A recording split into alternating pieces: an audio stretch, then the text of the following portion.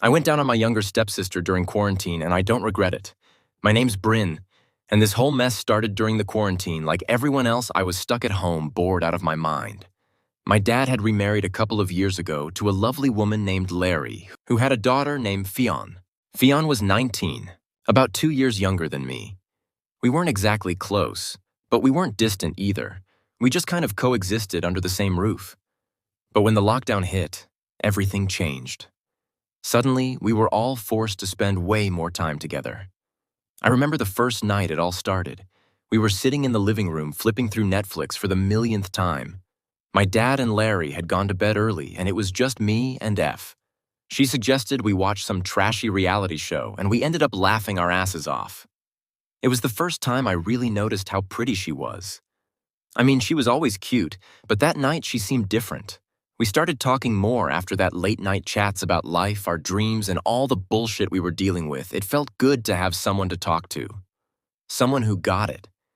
We were stuck in the same situation, and it brought us closer. It was a few weeks into the lockdown when things took a turn. We were playing video games in my room, and I don't know how it happened, but we ended up sitting really close. Our shoulders touched, and there was this electric tension between us.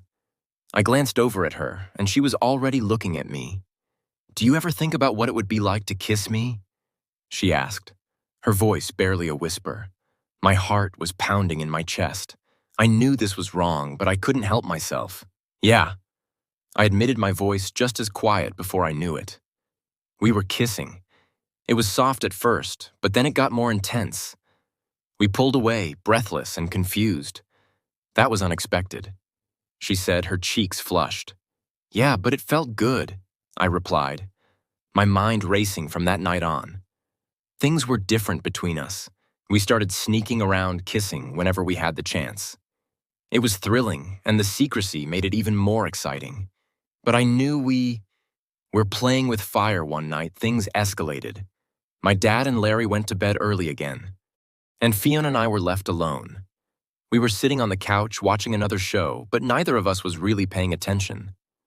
"I can't stop thinking about you," she whispered, her hand resting on my thigh. I turned to look at her, my heart racing. Me too. I admitted. She leaned in and kissed me, and this time there was no holding back. We ended up in my room, our hands all over each other before I knew it. We were lying on my bed, our clothes in a heap on the floor. "Are you sure about this?" I asked, my voice trembling. "Yes," she replied, her eyes locked on mine. "I want this. I want you." We went further than we ever had before. It was intense, passionate, and everything I had imagined it would be when it was over. We lay there wrapped in each other's arms, knowing there was no going back the next morning. Reality hit us hard. We had crossed a line, and there was no undoing it. We tried to act normal around my dad and a Larry, but the guilt was eating me alive. I couldn't look them in the eyes without feeling like a total piece of shit. But as messed up as it sounds, I didn't regret what happened. Fiona and I had this connection that I couldn't ignore. We kept sneaking around, but it was getting harder to hide the more time we spent together. The deeper my feelings for her grew. One night after everyone had gone to bed, we were lying in my room talking. "What are we going to do?" she asked, her voice full of worry. "I don't know," I admitted, "but I don't want to stop seeing you." "Me neither," she said, her eyes full of emotion, "but we can't keep hiding forever." We both knew she was right, but the thought of losing her was unbearable. We were in too deep, and there was no easy way out. Eventually, our secret came out. My dad walked in on us one night, and all hell broke loose. He was furious, and I had never seen him so angry. He demanded to know what was going on, and we had no choice but to tell him the truth. Larry was devastated, and the house was filled with tension. They tried to separate us, but it was too late. The damage was done. In the end, my dad and Larry couldn't handle it. They decided to split up, and Fiona and I were left to deal with the fallout. We moved out together, trying to start fresh. But it wasn't easy. The guilt and shame hung over us, and we struggled to find our footing. But through it all, we stuck together. We knew what we had was real, and we weren't willing to let it go. It took time, but eventually we found a way to make it work. Now looking back, I know what we did was wrong, but I can't bring myself to regret it. Fiona is my everything, and I wouldn't trade what we have for anything.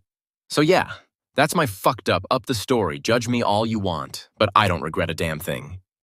If you enjoyed this story, don't forget to like this video, hit that subscribe button, and stay tuned for more. Things are about to get intense.